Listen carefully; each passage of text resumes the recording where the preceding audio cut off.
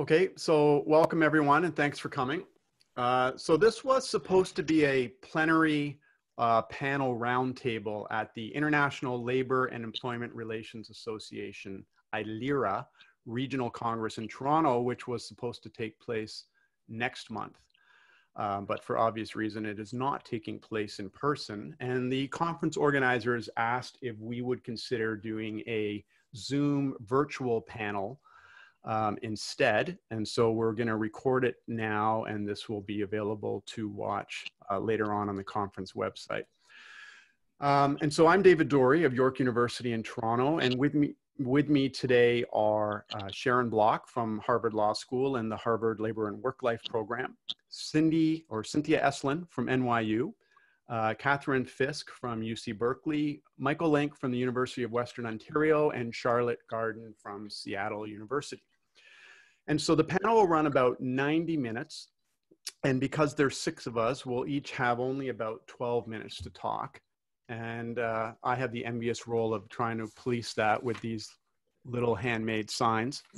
And unfortunately, because of the format, we won't be able to have much of a discussion. And we aren't taking any questions as we normally would do. But if you're watching this and you have any comments or you want to follow up with any of the speakers, we're pretty easy to find. Now, the title of this panel is Cross-Border Reflections on the Future of the Wagner Model. And the basic idea behind the panel was that Canadian and US labor law has been closely linked since the 1930s. In the 1940s, Canada imported key features of the American Wagner Act, including the concepts of majoritarianism and exclusivity. And the model worked fairly well in the early decades insofar as it facilitated collective bargaining at large manufacturing facilities and mining and steel mills and heavy industry, natural resources and the like, which contributed to the development of a pretty strong middle class in both countries. However, over the past 30 to 40 years, union density in the private sector of both countries has declined sharply. In the US, correct me, the Americans can correct me later, but union density in the private sector sits near 5%, which is really shocking. And in Canada, it's still at about 16%, but it's falling. And so not surprisingly, there's been a lot of discussion over the years in labor law circles in both countries about labor law reform, including reform to the Wagner model, but also about whether it's time to move on beyond the Wagner model, and if so, what new models might look like. And so a premise of this panel is that the future of labor law in the two countries is likely to remain connected due to the close economic and social ties between the two countries, although I suppose that premise could be debated. And so this is the setup. A panelist will have 12 minutes to make comments organized loosely around 2 questions. The first question is, what should the future of collective bargaining look like in Canada and the US? So a normative question. And the second question is, what is the future of collective bargaining most likely to look like in fact? And so we can call that a descriptive or a predictive question. And panelists can focus on one or both questions, or quite frankly, ignore them altogether and say whatever's on their mind. And with that, I'll start because I'm already a couple of minutes into my allotment and I want to hear from the others anyways. So my brief comments are based on an article I have coming out this summer in the University of Toronto Law Journal, which is called David Beattie's Redemption and Other Thoughts on the Future of Labor Law. And I'm happy to forward that to anyone who would like to see it. And I'm going to give short thrift to the first question: what should collective bargaining look like?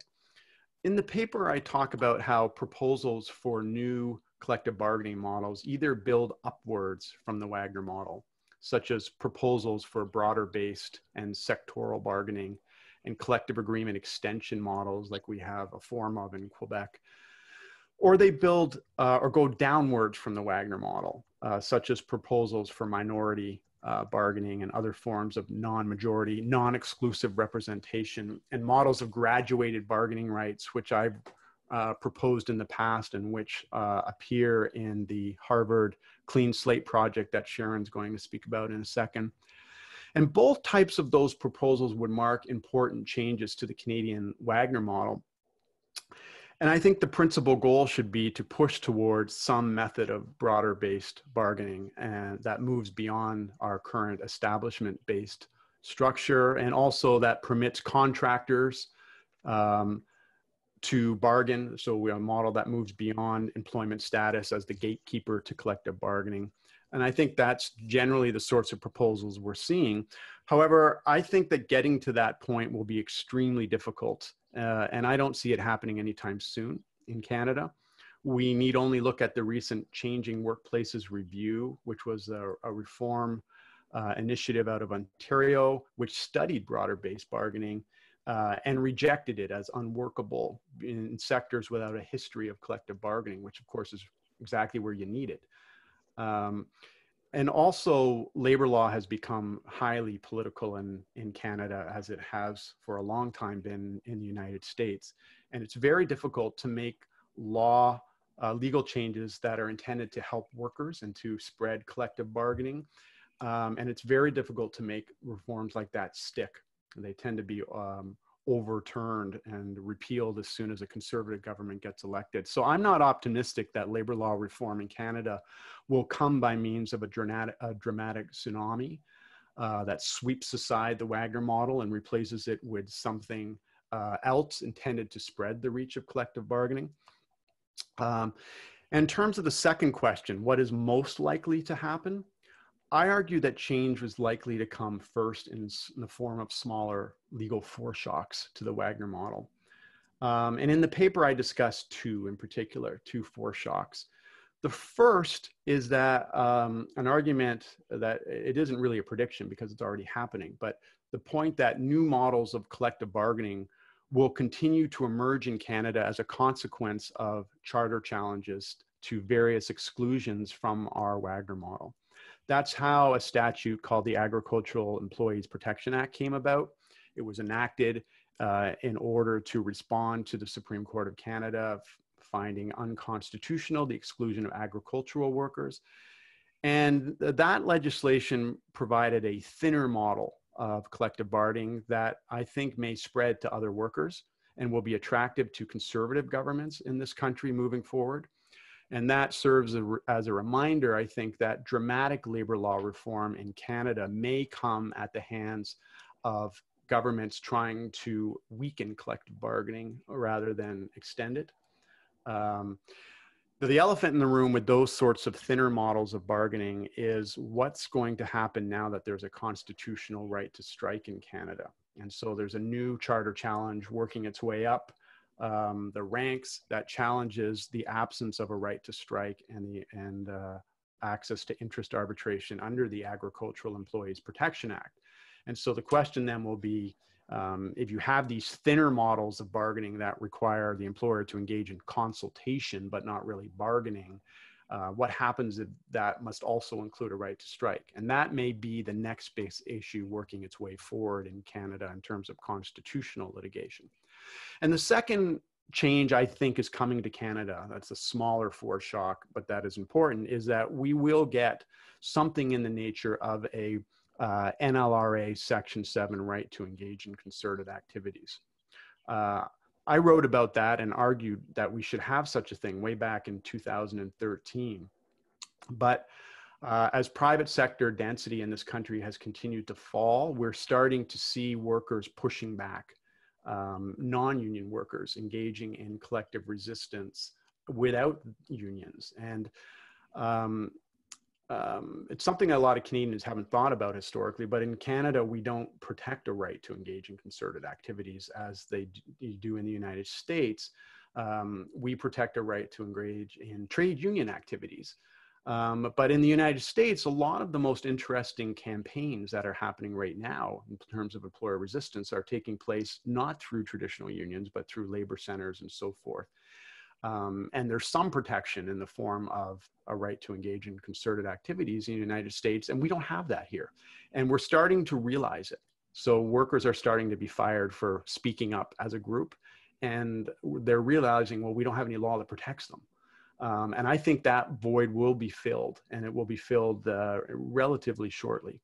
And then the question is, what will come of that? What does it mean in Canada to have a right to engage in concerted activities outside of traditional trade union action? And I think that is going to be one of the new frontiers that we're going to have to watch carefully in Canada. And I'm going to stop there. In the paper, I go on at some lengths to discuss how a right to engage in concerted activities is likely to come to Canada and what it might mean in terms of the future of Canadian labor law, which would move us a little bit closer to the American model. And that's another thing I discussed in the paper, how, in fact, what's happening is Canadian labor law is in many ways becoming Americanized. Which is sort of a reversal of what Paul Weiler used to argue back in the 80s, that American labor law should become more Canadian. In many ways, the opposite is happening, and that's not necessarily a good thing for Canadian workers. Okay, I'll stop there, and I'm going to pass the torch to Sharon Block from Harvard Law School. Great. Thank you, David. Thanks for this invitation. I am only so sorry that we are not actually all meeting together. I've been really looking forward to the conference and to being with all of you. So I'm going to focus on the first question because I think the second one is one extremely uncertain right now and sad. But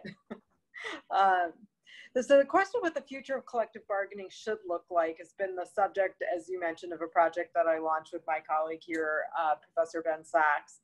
We call it a clean slate for worker power, building a just economy and democracy.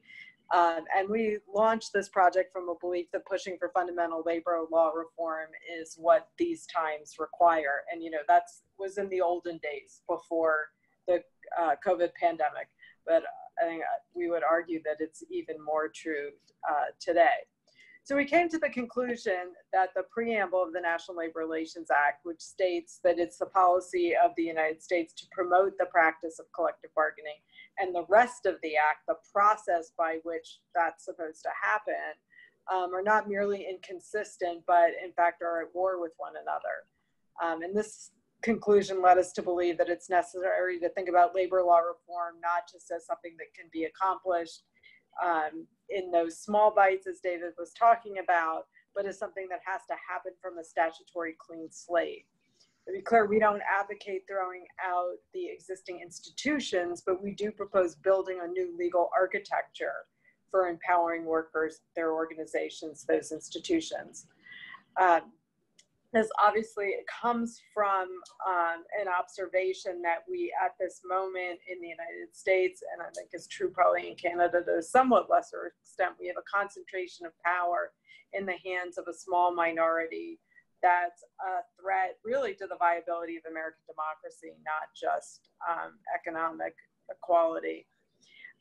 And those two things, it's a premise of clean slate that those two things are intricately connected, the imbalance in the economy and the imbalance in our political system. And so with our clean slate report that we put out at the end of January, we offer an intervention that promises to help that vicious self-reinforcing cycle of economic and political inequality by proposing a fundamental redesign of labor law. So to accomplish this rather ambitious goal, we spent about 2 years on the Clean Slate project, and I'm really happy to, it's so wonderful to, even if we can't be together, to see all these faces, because almost everybody on this panel was really involved, and we're so grateful for all of your contributions. So with the help of many, many people, including about 80 who were regularly engaged with us in working groups at the core of the project, we put forth some big reform ideas that we think are necessary to rebuild labor law. The theory of clean slate is that labor law must do a lot more than what it does today. And in fact, the conclusion we reached is that to succeed in that mission, labor law must enable workers to build collective organizations that can countervail corporate power wherever that power impacts workers' lives. So this means that labor law must allow workers to build power in the workplace, across enterprises and industries, at the corporate level, and in our political system. And so the clean slate recommendations are designed to ensure that workers build collective power to match corporate power at each of these levels. So we started with inclusion, both in terms of ending the racist and sexist exclusions that are effectuated through the occupational carve-outs for agricultural and domestic workers, and in adapting the definition of coverage to meet the needs of workers in our modern economy. So we recommend expanding the definition of employee by adopting the ABC test and defining who is excluded on supervisory status and providing some independent contractors with the right to collective bargaining. And this inclusion is really, I mean, it's important for making labor law more powerful, but also, again, with this racist and sexist origins of some of the exclusions, and also the way that they have a disproportionate impact on workers of color and women today. This is really both a sort of economic and a moral imperative for labor law reform. So we then move to the level of the workplace. Giving workers a voice at work advances the goal of bringing democratic values into the workplace, but also plays a critical role in counteracting what otherwise is a sphere defined by autocratic managerial rule. And the closer we pay attention, the more we understand about the costs of workers of living under unchecked managerial authority. Of course, workplace voice has always been central to labor law, but we've had too narrow a vision of the scope of this right. So our labor law has limited workers to a binary choice, exclusive collective bargaining union or nothing, and has made it so difficult to choose that exclusive collective bargaining that most workers are left with no choice but really to have nothing. So Clean Slate addresses this problem by giving workers a menu of representational choices, David, as you alluded to. We start with the right in every workplace to a workplace monitor, then also include works councils upon the request of a small number of workers in a workplace. We also envision the opportunity for members-only unions, and then also preserve the option of exclusive representative unions. And we want to make it far easier for workers to choose all of these. So the range of issues over which workers would have the right to bargain, we also think has been too narrow, and we address this by expanding rather significantly the scope of bargaining subjects and expanding the obligation to even include issues important to workers' communities, and creating an option for community voices to come into the collective bargaining process. So while workplace voice and power are critical, the history of the past 5 decades teaches us that they're not enough. As our labor markets have evolved and employment relationships have become fissured, it's increasingly difficult for many workers to build power at the workplace level. So workplace bargaining can also create at least a fear among managers that unionization will lead to competitive disadvantage. So it's also, workplace bargaining is also extremely ill-suited for certain disaggregated industries, such as domestic and other care-related, home care types of sectors. So we do recommend moving to a sectoral bargaining system, as is the norm in most of the world, or much of the world. And sectoral bargaining promises to address the problems of fissuring, to vastly expand the number and types of workers who have access to union power, and to reduce employer opposition to unionization as wages and benefits are increasingly taken out of competition.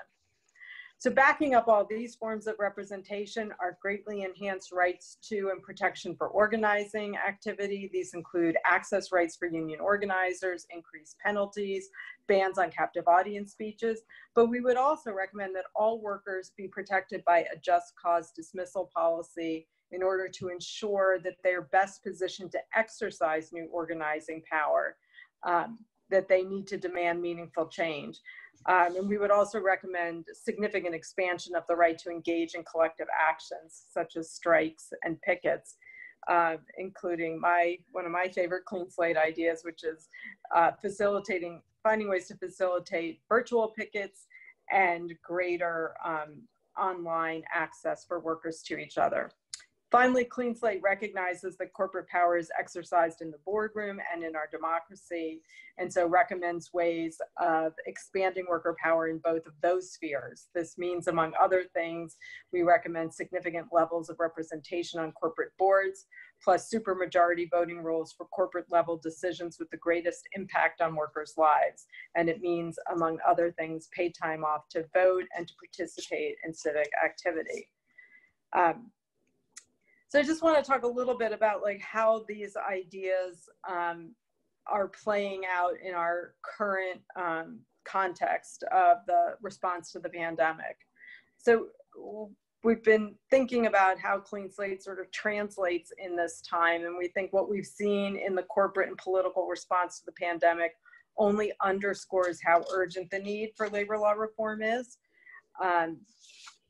And to get, David, to your question about maybe just a little bit about what is the likely path for labor law reform.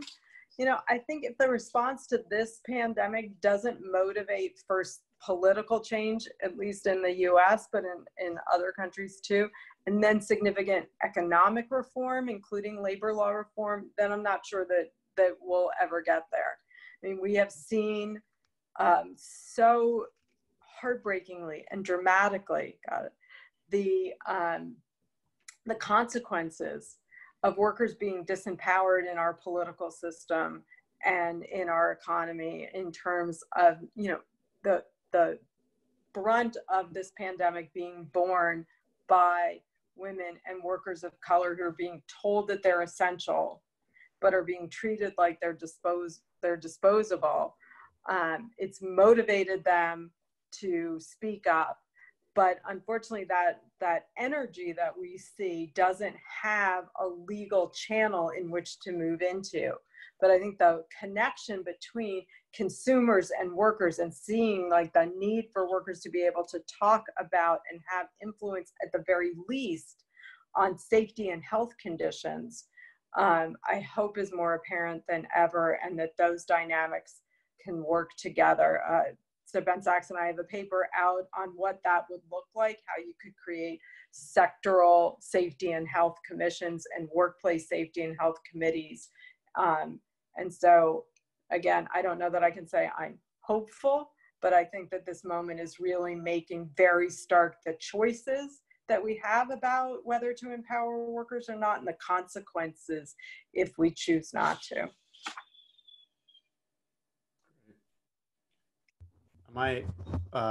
That was great, Sharon, and also you finished exactly in 12 minutes. It's incredible. I should say, I don't know if I can do this on the conference website, but if not, once we're done and I have a link, I can certainly put it up on the Canadian Law of Work Forum blog. And I don't know if Sharon and Ben might do something similar on labor, but we could send out the link to this panel, and we could include links to any papers that we want to attach as well for people to look at. Okay, I think Cindy's next.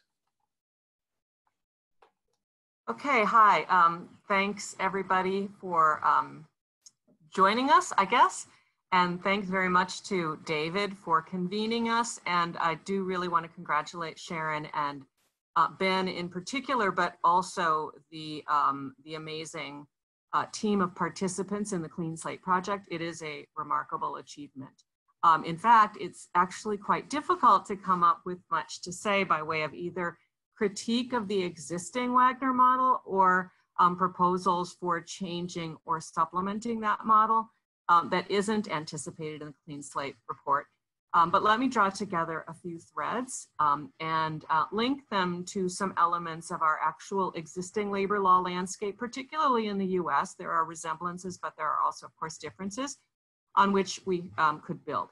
So first, a fatal flaw of the NLRA scheme as it exists in the United States and to some extent in Canada is that it puts the sole locus of collective worker representation at the enterprise level, where employers have the maximum means, motive, and opportunity to resist exercise of those collective rights. means, because employers have power over workers and a lot of latitude under our version of the Act of labor law to pressure them to reject representation. Motive, because of the competitive cost-based competition that the enterprise-based bargaining does absolutely nothing to mitigate. And opportunity, because this all happens at the workplace, where employers exercise ownership rights and control rights that grossly skew the contest over representation. So in that one proposition lies the powerful logic of three of the key moves that I think the Clean Slate report makes, and that other people have anticipated in other ways. First, to multiply modes of employee representation, including some that are less threatening to employers, like works councils actually, I think, are less threatening to employers in principle, and some that are less subject to employer control. Two, on the latter point, to include, to figure out some way to get sectoral level representation and bargaining of some kind that circumvents and mitigates the competitive pressure that employers feel and act on by resisting representation and collective bargaining gains. And three, especially within that level of representation, but perhaps more broadly, to bring state power to bear on this to augment workers' limited collective bargaining power. So that points to, I think, is a broader concern about the future of collective bargaining, not just in North America. Generally speaking, it rests fundamentally on workers' bargaining power, which has declined relative to capital for all sorts of reasons that we're quite familiar with. The fissuring of production, the globalization of supply chains, the deregulation of some key organized sectors of the economy, like transportation and communications, and my particular preoccupation lately, automation and the automatability and the increased automatability of a growing share of tasks in which humans have long had a comparative advantage over machines. All of these things together have been and are continuing to multiply firms' exit options. What I mean by that is their ability to not rely on any particular group of workers to find workers elsewhere, sometimes across borders, sometimes by tapping into a hyper-competitive supplier sector, sometimes increasingly through automation. And so that has obviously especially been a problem for workers who don't have scarce non-automatable skills. So, to the extent, and the report, the Clean Slate report makes this point that, ultimately workers' power rests on their ability to threaten production by walking away. Individuals sometimes have some of that if they're really valued and hard to replace. Collective groups of workers have had more power to do that. But their inability to interrupt production because of employers' increased exit options means that workers' individual and aggregate bargaining power just doesn't add up to much, even if it is successfully aggregated through collective bargaining. So I think that means that a major theme in the future of collective bargaining will have to be something like tripartite sectoral bargaining. What I mean, and this is, in a lot of ways, is not going to look a lot like bargaining, but sectoral minimum labor standards developed with some kind of quasi-bargaining participatory mechanisms that are where both the devising of the labor standards and the implementation and enforcement of the labor standards are ultimately enforceable through some state mechanism, whether it's litigation or a labor court or administrative agencies. So that system, the idea of sectoral quasi-bargaining with state involvement would be a radical departure from the basic Wagner model, which is essentially to try to even up the bargaining field by allowing one side to meet the other's collective power by collectivizing. But then, and doing that at the enterprise level, and then basically leaving the parties to their own devices, their own arsenal of economic weapons and economic power, of which workers just don't have very much these days. On the other hand, this kind of sectoral minimum standards idea does have its precursors in the New Deal itself. At the very time that the Wagner Act was being devised and framed and put in motion, there were also efforts to create sectoral minimum standards at the state level in particular. So at this point, I'm kind of channeling Kate Andreas, and I'm sure many of you are familiar with a couple of articles that she published recently about this. And I think it's actually really important in making an organic historical connection between things that have happened and have a history, at least in the US. I don't know whether these kind of wage board structures have some precedence in Canada. But some of these wage boards that were inaugurated in the New Deal have survived to this day, especially in New York. And in any event, they could be revived. So it's important to recognize these two systems coexisted. And they coexisted because the framers of the Wagner Act recognized that many groups of workers just wouldn't be well served by relegating them to, you know, their own economic power, whatever it is once it's aggregated, and needed some more help from the state. That's what the Fair Labor Standards Act was supposed to do, but that's also what these sectoral minimum standards laws were supposed to do at a more regionalized level.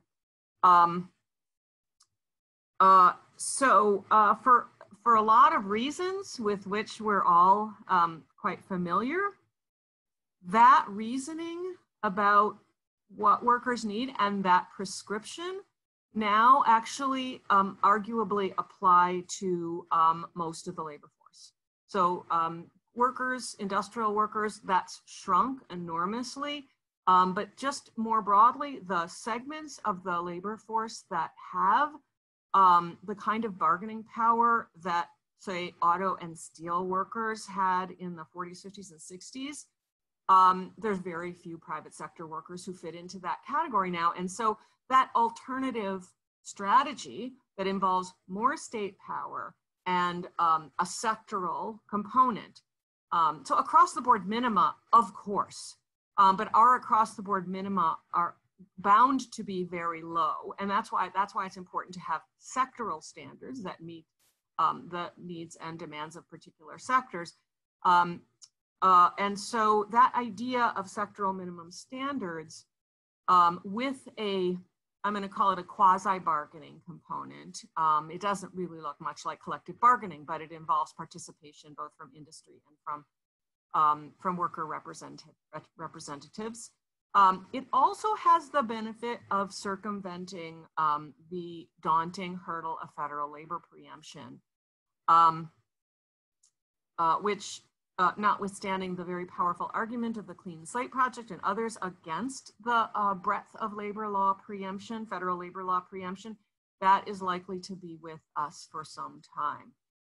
And so that is not it would be a very sad future if that is all we had, sectoral minimum standards. That does not give workers a voice at the workplace. And clearly, one of the great virtues of the enterprise, I'm going to finish so early, David.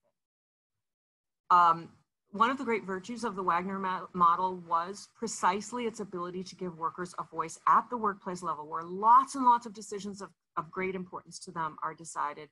And so we shouldn't be sacrificing that. That's, I think, a great virtue of the Clean Slate Project in multiplying models of representation, giving workers lots of choices and setting the threshold at a more achievable level. But I do think that for lots of workers, especially lots of workers in these groups that have historically been marginalized and relegated to low-wage occupations and low-wage sectors. I think the future needs to lie in a much greater reliance on and ability to exercise state power through a kind of minimum labor standards that are more sector-specific and probably also regionally specific. Higher than the workplace level, lower than the national level. That is kind of straddling the two questions I think that you posed, David. It's meant to sort of chart an achievable part of a solution given the landscape that we currently face. And that's all I have for now. Fantastic.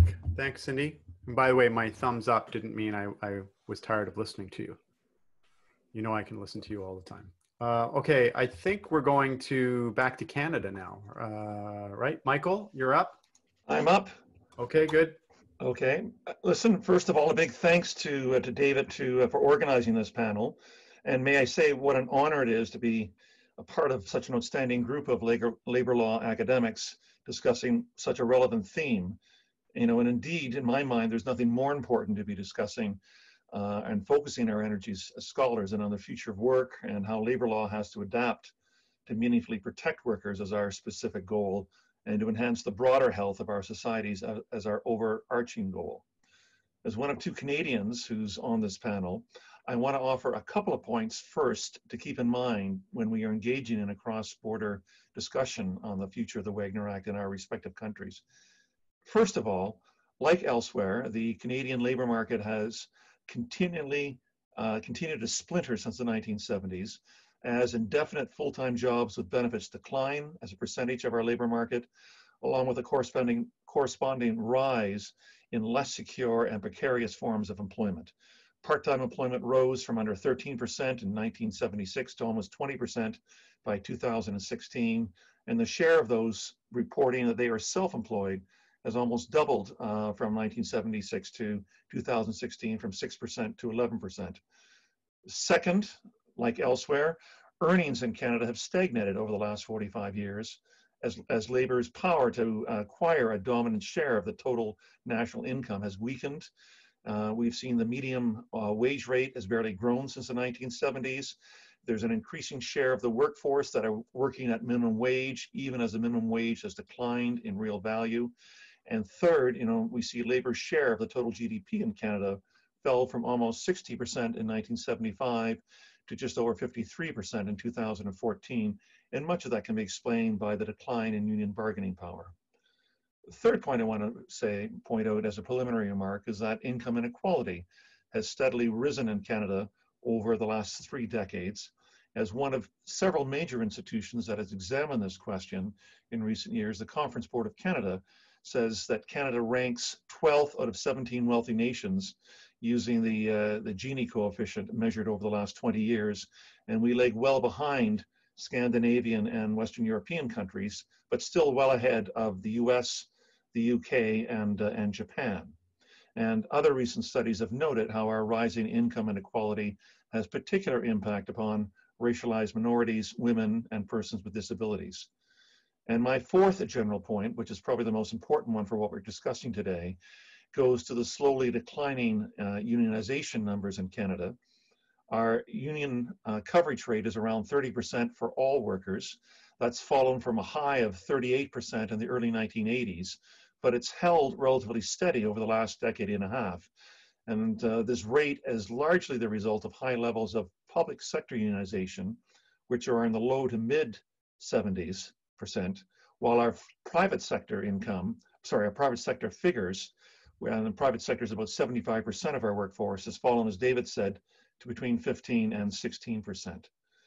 So turning to the Clean Slate agenda, let me say how much there is in its report to admire. The report draws the explicit links between a dynamic and vibrant labor laws on the one hand, and on the other, you know, better and safer working conditions, a stronger and more responsive national democracy, a sharper clarion voice for working class interests in such things as the environment, the economy, education, housing, and public safety. These are all interconnected issues to those of us who are involved in labor issues and labor law reform that we could all get behind. So yes to sectorial bargaining, yes to organizing without interference by employers, yes to a universal definition of employees, yes to a universal just cause protection, and yes to more power for labor standards enforcement. The one area that I want to raise questions about with respect to the recommendations of the Clean Slate model, at least with respect to its applicability to Canada, goes to the graduated rights proposal, which includes the notions of work councils and the development of a non-exclusive and minority union bargaining rights. Looking at this from a Canadian perspective, I want to offer several general thoughts. First and foremost, the history of the Wagner Act in Canada, with its emphasis, as David has mentioned, on majoritarianism and exclusivity and representation, has been one that has some success. The Wagner Act became law in Canada in 1944, and together until the early 1960s or so, the percentage of unionization rates in both Canada and the US, because of the Wagner Act, had reached around 30%. But thereafter, the paths of Canadian and American unions has diverged, and where the representation rate of unions in the US is around 10% today, the rate, as I said, is around 30% in Canada. The province with the lowest unionization coverage rate in Canada, which is Alberta at 24%, matches, I think it's New York and Alaska, which are the states with the highest unionization rates in the US. There's not a single jurisdiction in Canada that has enacted right to work laws, nor has this ever been a consistently serious political demand by the Canadian right. Unions, which have based their legal presence in the workplace on the Wagner Act model, still have an important social and political role to play in Canada, even if their voice is diminished from the most influential days in the 1970s and 1980s. The success, I think, of the Wagner Act in Canada can be measured in 5 areas. First, it's provided a stable and predictable legal and industrial relations model. And even when the Canadian right has been in power, either in the provinces or federally, where there's been a strong corporate voice to roll back labor rights, this has never included the demise of the Wagner Act model or the hollowing out of its essential features. Second, it has been durable because it's been a relative success. Unlike a number of other industrialized countries such as the UK or Australia, New Zealand, Spain, France, Italy, to name a couple, the Canadian Wagner Act model has endured for 75 years because Canadian unions have insisted upon it, and almost all unionized employers have learned to live with it. A complex and stable industrial relations culture has developed around it, and there's no apparent visible appetite that I can see, either particularly from the union movement, but not from the corporate world either, to want to change it. The major labor law reform initiatives in the last 5 or so years in Alberta, British Columbia, Ontario, and federally have all worked within the scope of the accepted principles of the Wagner Act. Third, a truly neutral and expert and well-accepted adjudication system has been at the heart of the Wagner Act system in Canada for most of its history. The stability of the model has meant that the political parties in power, whether left, center, or right, have almost always adhered to the prevailing consensus that has made it impossible and unacceptable to politicize labor board appointments. And the result has been a consistent liberalization of many of the important facets of Canadian labor law, such as discipline rights, privacy rights, free speech at work, and restrictions on the scope of management rights. Fourth point is that one of the major achievements of the Wagner Act model in Canada has been the litigation and adjudication of human rights issues arising out of the workplace. Many of the leading cases of discrimination in Canada have been dealt with by labor arbitration boards appointed by the collective agreement parties, and this has included major and sweeping decisions on disability, family status, gender rights, and religious belief. As a result, this major feature of Canadian labor law has contributed to the Canadian workplace becoming more diverse, more accessible, and more accommodating, with employers and governments required to respect these deeply entrenched core human rights. And the fifth point, of course, is something that was briefly mentioned, I believe, by David, and that has to do with the emergence of the constitutionalization of labor law, particularly with the so-called Third Labor Trilogy in 2015, where core labor rights were deemed by the Supreme Court of Canada to be a part of the Canadian Charter of Rights and Freedoms through the freedom of association provisions. And this has led to subsequent charter litigation on a range of issues, including expanding the definition of strike rights, of trying to universalize the definition of employee to allow more employees to have access to collective bargaining, and so on. Now, in saying all that, I want to be able to emphasize that the Canadian Wagner Act model also has very distinct limitations, which is why I think there's much to look at in the clean slate agenda that could apply to Canada. And these limitations, I think, are important to acknowledge. You know, elsewhere, the decline of manufacturing has decimated in Canada the private sector unionization rates over the last 40 years.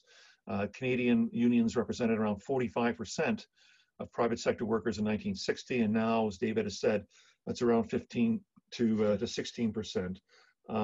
There's been a consistent lack of dynamic labor law reform over the last 20 years, where either centrist parties or leftist center parties have been in power provincially or federally and embarked upon Canadian labor law reform to our Wagner Act model. It's mostly been to restore features of the Wagner Act that have been removed by center-right parties when they've been in power provincially or federally. There's been no comprehensive labor law reform probably over the last 30 years that has wound up keeping a pace with the changes in the labor force and with the splintering of good work. The other point I just want to raise, and I know it's something that you'd be familiar with, thank you, David, you'd be familiar with in the United States, is how we've seen the American Wagner Act model go from a model to a threat over the last 35 to 40 years. Certainly when I was a law student in the early 1980s, we studied American labor law almost as much as Canadian labor law in order to be able to learn from the leading decisions coming from the National Labor Relations Board or from American labor arbitrators. That reliance on American case law has almost diminished by the early 1990s. As well, we would rarely ever look to the United States now when we are embarked upon labor law reform, and instead we see what's happened with the United States with the massive deflation of the Wagner Act in the United States, is to want to try to ensure that those same kinds of politicalization of the Wagner Act, of the politicalization of the National Labor Relations Board, doesn't take place in Canada. So when I think of it, you know, particularly in terms of sectorial bargaining, that has been a feature, particularly in Quebec, and it's been unfortunately largely limited to Quebec. It's been tried and experimented in other places in British Columbia and occasionally in Ontario. But where it has been applied in Quebec, and Quebec does have, I think, the highest unionization rate of any jurisdiction in Canada, it's been deemed to be a success. And it's always been somewhat of a mystery to me as to why the success of Quebec labor law, and particularly sectorial bargaining, has not been transformed elsewhere into Anglophone Canada. But with respect to the issue on graduated labor rights or a thinner model, let me just say a couple of remarks. First of all, I'm skeptical as to whether or not we would find Canadian unions would be willing to devote their diminished and still scarce resources to wanting to either lobby for graduated rights, such as workers' councils, or on representing minority workers in a workplace, in order to be able, or they devote their resources to want to be able to service membership locals with low union dues returns. I'm not suggesting that unions are only ever in this with respect to money, but I do know that that unions will always look closely with respect to whom they can organize. And generally, unions in Canada have a policy of not unionizing or attempting to certify unions or union locals with less than 50 members. With respect to the thinner model of the Agricultural Employee Protection Act in Ontario, I think most observers would probably think there's not much to learn from that it's been a dismal failure. There's been no unionization of any agricultural workers under that model in the 17 years that it's been in place since 2003. Second of all, you know, I think you'd find that unions would worry in Canada about the willingness of employees to be able to effectively challenge or confront employers in a workplace where they were a part of a minority union or on a work council, without the protection of a workplace institutional voice protecting and supporting them. Any kind of change or reform you'd see to the Canadian Wagner Act model that would include a graduated form of rights or a thinner form of representation, I think would have to come from unions. So there'd be no other place I can think of that would wind up, thank you, David, would wind up wanting to advocate for that. And I've yet to see within unions and the union leadership that idea has developed any legs among them. In 2015 and 2016, I was involved as an academic advisor with respect to the review of the Ontario labor law reforms, which were the largest reform, the most ambitious reform of labor laws in Ontario since the early 1990s. And I read virtually all of the exclusive briefs coming in from unions. And this was the idea of graduated rights is not an idea that rang with them. I did not see the issue being raised by virtually any of the reform briefs coming in. And I suspect that as long as unionization rates remain from the mid-20s to into the early 30s, where they have been since the late 1950s, I suspect you'll see no groundswell of support among unions for graduated workplace rights. This will not be an issue that'll be at the top of their reform agenda.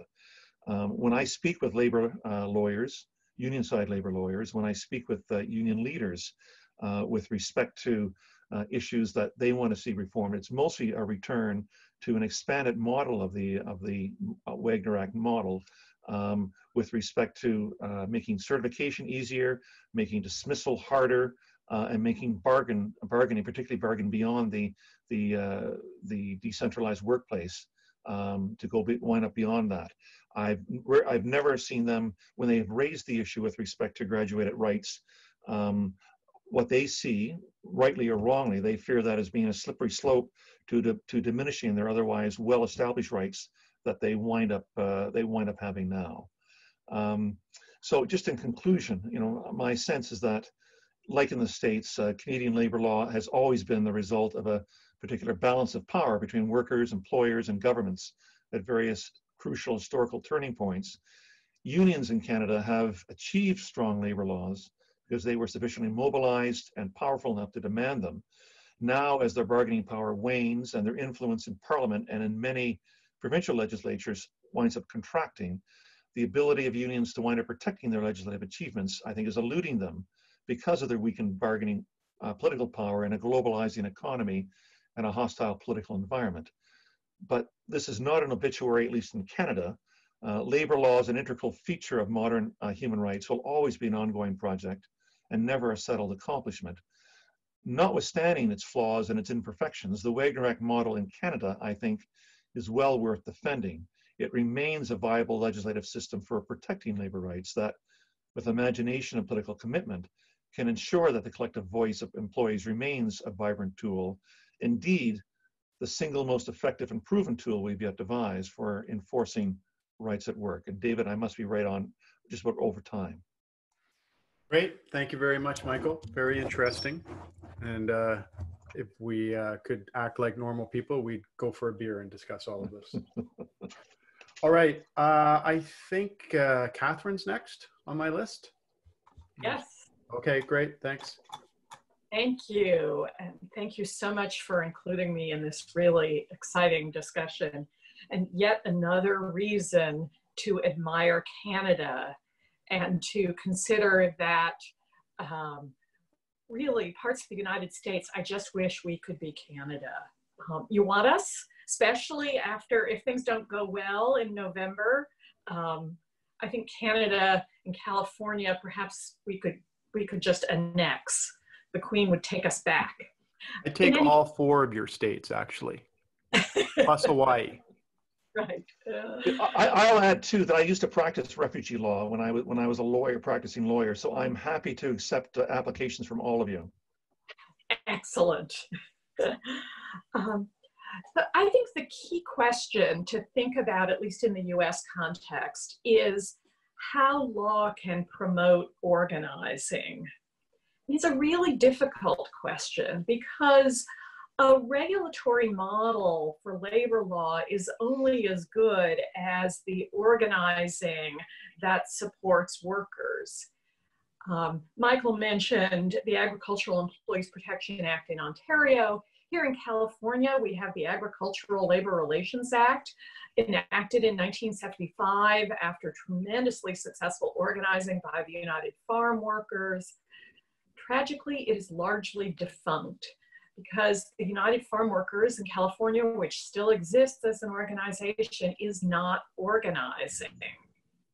And if it's not organizing, then it doesn't matter what the law is, whether there are rights to engage in secondary boycotts, as there are in California, or all kinds of rights, first contract arbitration, as there is in California. It doesn't mean anything if there's not organizing to support it. So the law both has to facilitate organizing, but also recognize that without the organizing, law itself cannot protect. So I want to take David's question about what the model should be and see if I can weave a path between Michael's concern that we shouldn't abandon the model of exclusive representation because it is the model that gives real power, but try to think about how to get there from where we are. And so what I've been thinking about is how do we create a sort of a parallel system that protects members-only unionism, workplace rights, that can, and some kind of workplace or enterprise-based organizing that then can connect to sectoral organizations of some kind that doesn't undermine exclusive representation on a majority rule basis and the strengths of the Wagner Act model, if there are any strengths to it. I'm going to leave aside the prediction of what is likely to happen because in the US case, I think it all depends on what happens in the November election. If the Trump administration is not thrown out, I genuinely fear for the future of democracy. And I'm not kidding when I say it's time to think about secession, at least for states like California, Oregon, Washington, Hawaii, New York, etc. And so what I want to suggest, I want to pick up on something then that Sharon talked about, which is the one of the proposals in the Clean Slate project that's there in the project, and that us, as Sharon knows, went back and looked at this spring in light of the pandemic, how we could build on existing institutions that would support organizing that in a sense could operate in parallel to what the Wagner Act provides. And I'm thinking about workplace safety and health committees that Sharon mentioned. As Sharon has said many times, workers, their families, healthcare providers, and the public have sickened and died in the COVID crisis because the crisis happened to workers, not with their involvement. There have simply been inadequate safety measures. We've all known that workers know better than anyone the hazards to themselves and to the public that are posed by work processes. And we know that there will never be enough inspectors to adequately monitor workplace compliance with safety and health standards, even in states like California, Washington, Massachusetts, New York, that are nominally committed to this. And so we also know that many laws, not the Wagner Act, but the Occupational Safety and Health Act of 1970, the Federal Mine Safety and Health Act, state laws regulating healthcare institutions, already require that enterprises have committees with worker representatives to address health and safety issues. And so the Clean Slate proposal includes, and we are now working on expanding on what's already in Clean Slate, the expansion of various kinds of worker safety and health protections in light of the COVID crisis that would allow local governments, state governments, as part of a safe reopening, to expand the role of workers involved in health and safety committees at the enterprise level. And so I want to talk a little bit about what that might look like and why it would support both enterprise-based organizing, but also sectoral organizing and the tripartism that Cindy mentioned before. A workplace safety committee at each worksite could collaborate with joint worker management, occupational safety and health councils that already exist under the command of OSHA, and with sectoral tripartite safety and health committees. To be effective, workplace safety committees must be independent of management, must be chosen by and representative of all workers at a work site without regard to the classification of the worker as an employee or as an independent contractor, without regard to the immigration status of the worker, because any one of those workers, however they're categorized, whatever their immigration status, is a potential vector of disease in the work site, in their family, in their community, in the businesses that they deal with. So all workers at the site should be eligible for election by the workers to serve on the committee, so that the committee represents the full diversity of the workforce in order to avoid replicating racial and other hierarchies and power inequalities at the workplace. The committees can and must operate without undermining unions where they exist. They should be the basis on which independent unions can be built, not the basis for company unionism.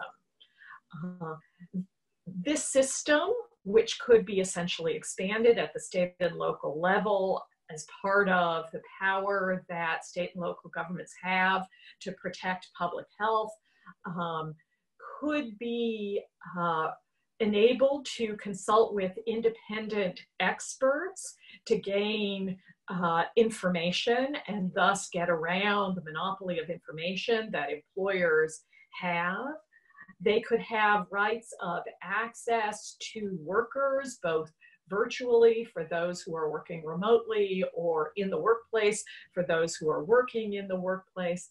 And I think it's important to recognize that this could be the basis to recognize a form of representation or negotiation for the common good, which has been the most exciting form of union organizing and union bargaining in the US, I think, in the last 10 years, as teachers' unions, for example, have taken on as bargaining demands the financing of public education, schools as green spaces in communities, schools as providing nutrition and other support in communities.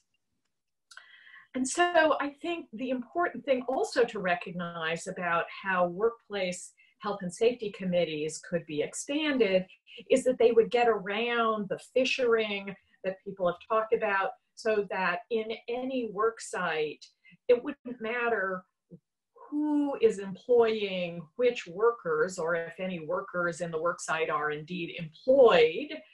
What would matter is which entity has some kind of hiring relationship with people who are on site. And all of those entities would have, as a matter of public safety, obligations to deal with this worker committee.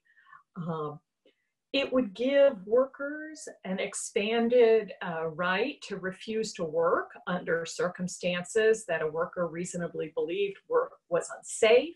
And this, of course, would empower the kinds of strikes that we have seen at Amazon warehouses.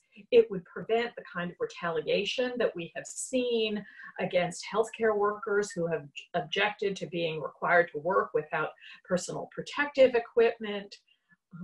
it would essentially expand Section 7 rights without regard to whether the National Labor Relations Board, as currently constituted by the 3 Trump appointees who are busily trying to scale back the scope of Section 7 to make it only about protecting trade union activities a la Canada, instead of what it was since the seminal Washington aluminum case in the 1940s, which was a broader right to engage in concerted activity without regard to whether a union was on the horizon.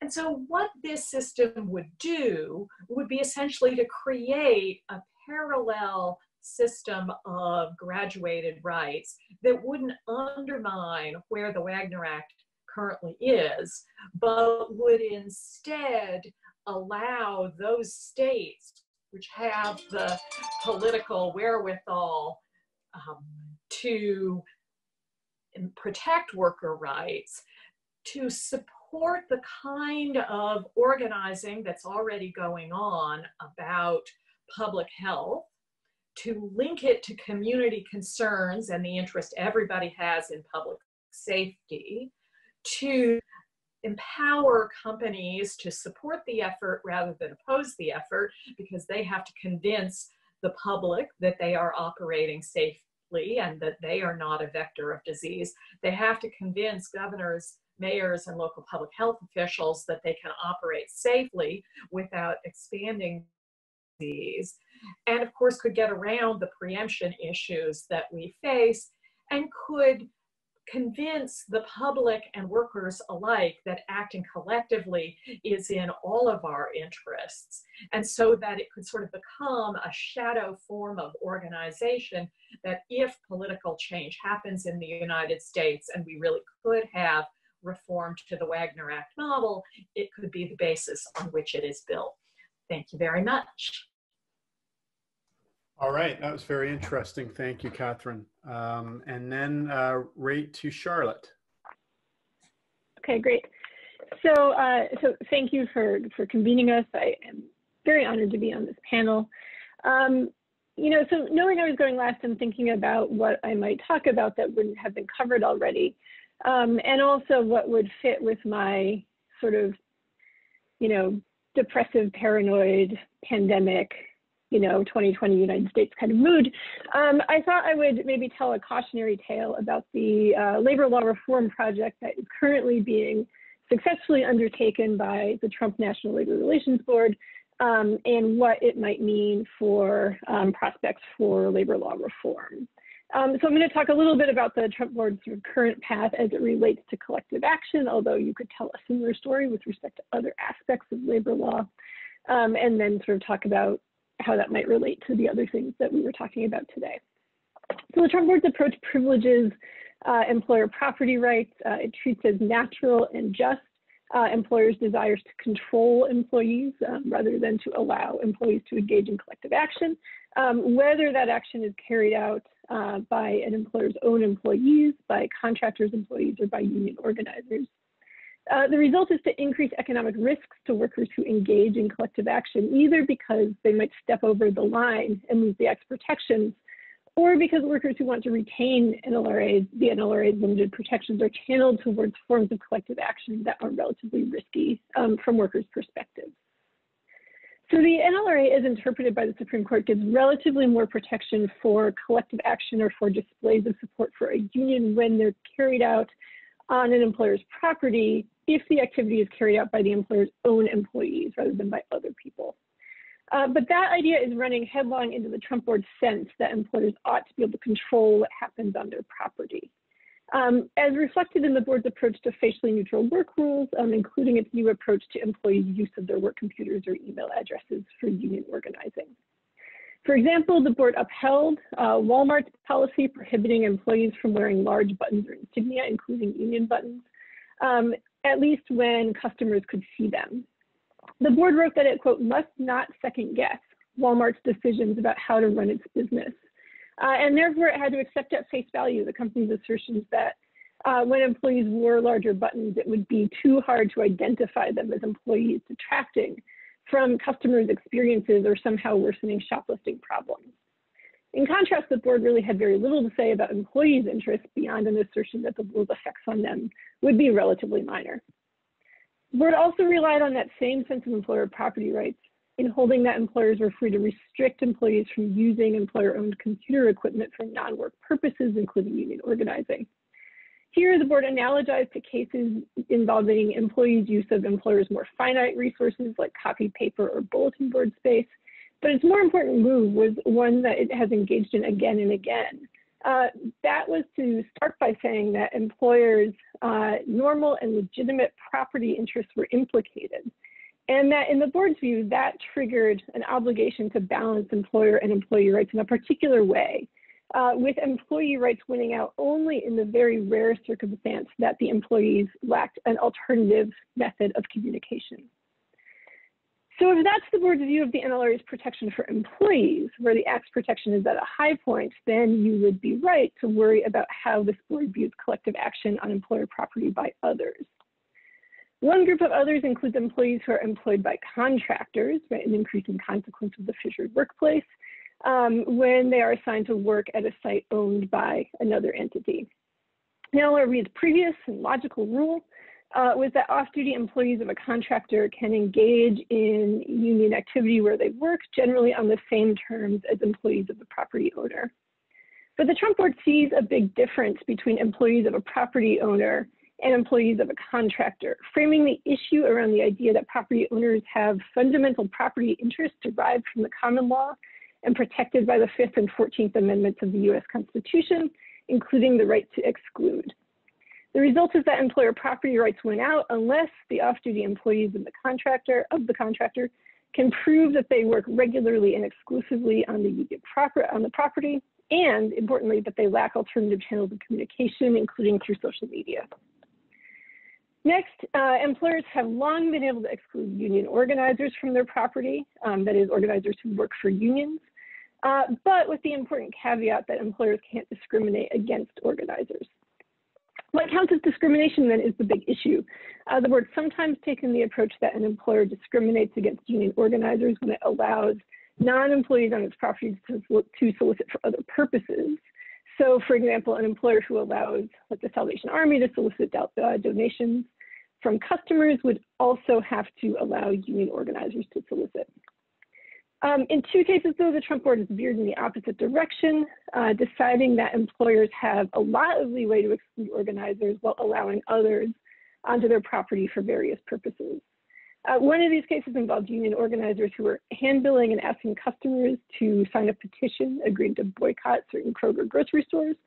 The other involved union organizers at a hospital cafeteria that was open to the public, who were talking to employees and displaying union materials on a table. So in both cases, the board decided the employers were free to expel the organizers, even though they allowed access to other non-employees. In the Kroger case, the employer allowed, quote, anything civic to solicit donations, sell things, and distribute literature. In the hospital case, the cafeteria was just generally open to the public for whatever purpose, although there was evidence that the hospital had previously expelled aggressive panhandlers and proselytizers. Kroger is the more remarkable of the two cases because in addition to this now familiar resort to property rights, the board came very close to saying that it is important to allow employers to exclude speech that they don't like or that threatens their bottom line just for its own sake. But, you know, the board went on to assure readers that all is not lost. An employer that allows other outside groups to call for a boycott of the employer would also have to allow the union to call for a boycott of the employer. Implication, right? Discrimination depends on the specific message being expressed by the outside group rather than more general sort of viewpoint neutral categories such as whether the group is engaging in solicitation or sales. So given all these rules about access to employer property, it would make sense for workers to rely more on protest on public property. So if you're employed by a contractor and you want to protest where you work, but you've been excluded, you might decide, well, I'm going to take to an adjoining sidewalk. Of course, depending on what the property is like, that could make it harder for you to be seen by your intended audience, and so you might need to resort to picket signs or street theater or giant inflatable rats, right? Something like that. Here too, though, you might end up losing the Act's protection under the Trump board's view of the world by violating the NLRA's prohibition on secondary activity.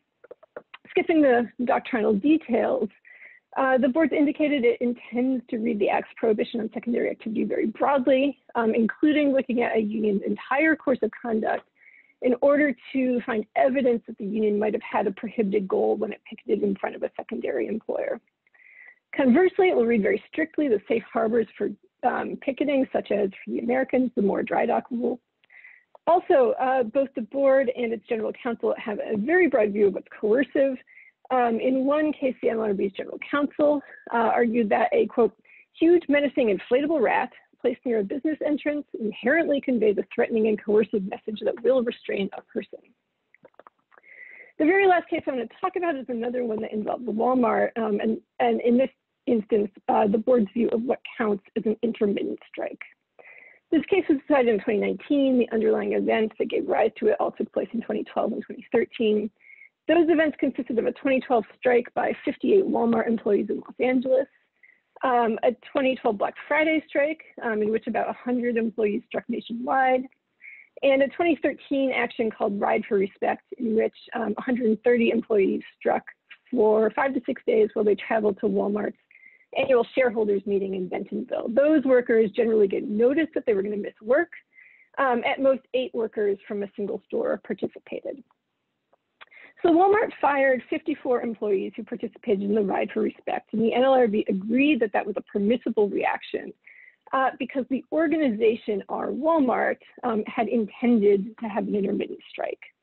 The evidence for that was our Walmart's statements that it intended to continue planning and assisting Walmart workers in striking in a manner consistent with previous strikes.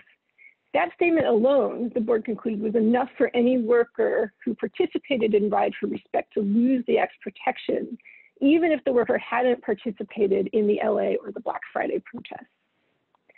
So this view of what qualifies as intermittent obviously poses danger for alt-labor strategies and for movements like Fight for 15, where non-union workers get support from a union to engage in protests over a longer time, including strikes that are symbolic in the sense that only a couple of workers are going to strike from any given store without any expectation that the store is going to close down. So I apologize for so much doctrine here. I think the Trump board has inadvertently provided some sort of useful lessons for labor law reform aimed at supporting workers and engaging in collective action that makes strategic sense for them, rather than that fits within the narrow scope of the NLRA's protections. And we've talked some about what's been proposed in the Clean Slate report, so I won't repeat those here. One lesson is that reform should be comprehensive because interlocking doctrines control whether workers can engage in effective collective action. So if you want to revisit when and how contractors' employees can engage in collective action where they work, you'd also need to consider the joint employer doctrine, the scope of protection for secondary activity, in addition to whether contractor employees have the same access rights of regular employees and what the scope of those rights is. Another is the role of constitutional law and constitutional avoidance. The Trump board's been more active than some in this regard, but there's a long history of the board and the court in the NLRA narrowly in light of sort of constitutional issues. And demanding that Congress give a clear statement if it intends otherwise. I've focused in other work on how that approach affects the NLRA's regulation of employer and union speech. But the Trump board is showing why labor law reformers should try to anticipate how court-imposed clear statement rules can wreak havoc with statutory interpretation. And finally, this decision could reflect the stickiness of public assumptions about employers and workers' sort of appropriate social roles. My guess is it's more than just the 3 GOP board members who think that the scope of legitimate protest by workers is encompassed by the idea of workers talking amongst themselves without enlisting the support of the public or other employers, except in maybe very limited circumstances. And that thinks that it's perfectly reasonable for employees to be subject to employer rules that aren't supported by more than the employer's say-so about what it means.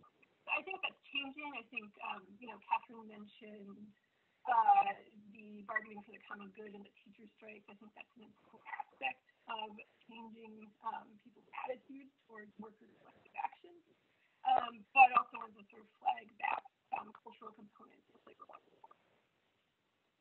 So now just so people can't hear me. I apologize for that. Yeah, your audio is a bit wonky all of a sudden in the last minute or so. Oh, I think my headphones might have disconnected. Can you hear me now? Yeah. Oh, okay, I apologize for that. I hope it wasn't the whole talk. Just the last minute or so. Okay, should I do it again, or should we give up? Okay. Okay, so let's see. Did you hear my little bit on constitutional avoidance? I could hear you, but some couldn't. So do it again. Okay. Okay, so I guess so I just had a minute or two on what we might take from all this. One point had to do with the desirability of sort of comprehensive labor law reform. Interlocking doctrines control when workers can engage in effective collective action, right? So if we're going to try to revisit topics such as how to respond to the fissured workplace, how contractors' employees can effectively engage in collective action when they work, then that means considering things like the joint employer doctrine, the scope of protections for secondary activity, as well as whether contractor employees have the same access rights as regular employees, right, and what the scope of access rights are. Second, there is an important role that quasi-constitutional law and constitutional avoidance plays in these cases. The Trump board's been pretty active in this area, as evidenced by all of those examples talking about property rights in this sort of vague way. But there's a long history of the board and courts interpreting the NLRA narrowly in light of constitutional-ish principles, right? They've frequently demanded that Congress give a clear statement if it intends to override these sort of general edicts about the scope of property rights or free speech or the like. So, I've focused in other work on how that approach has affected the NLRA's regulation of employer and union speech.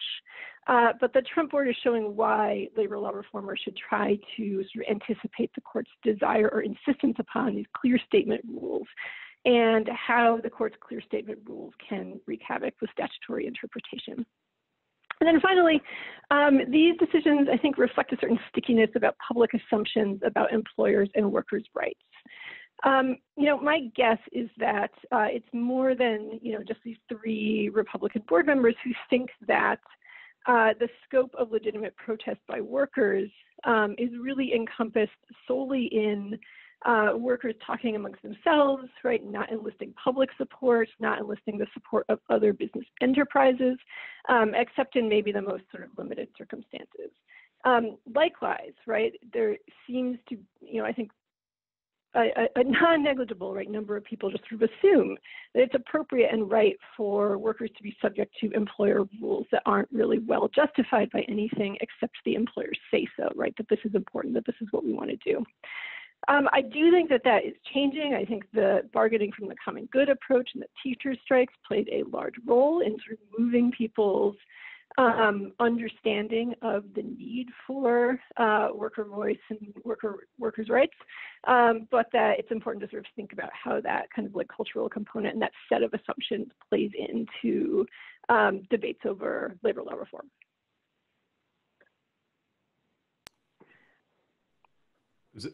Are you done? Sorry, yeah, I'm done. All right. Well, thanks a lot. Very interesting. So I guess we can't really do a exchange of questions and conversation, and it's been a while. So I think we'll wrap up. But I just want to say thank you to all of you for agreeing to do this, first of all. And I think it achieved what I was hoping it would, which is really kind of allowing us to dive into a cross-border discussion of some of the issues. And I hope that we can keep doing this moving forward, hopefully next time in person somewhere, sunny. It's actually beautiful in Toronto. It's too bad that you're not here. But thanks, everyone.